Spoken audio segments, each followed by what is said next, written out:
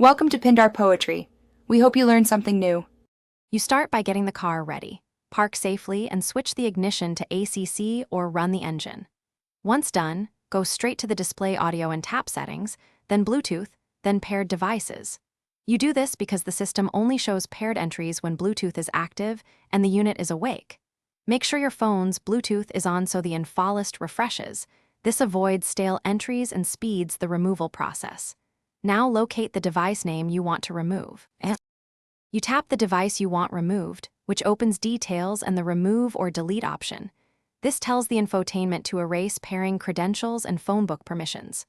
Once you select delete, confirm the prompt so the unit clears stored keys and handset profiles. This prevents automatic reconnects. After confirmation, watch for the success message. Do not exit or switch off the system immediately because the unit finalizes cleanup. If the device disappears from the list, you know that you finish by restarting the display audio or toggling ignition off and on. This commits the change and clears temporary caches. If the device keeps reconnecting, make sure to also delete the pairing entry from the phone.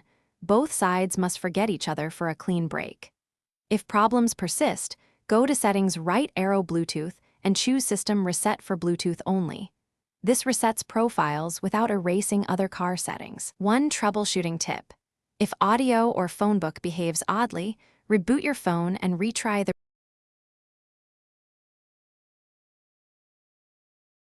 Thanks for watching. Consider subscribing if we helped you.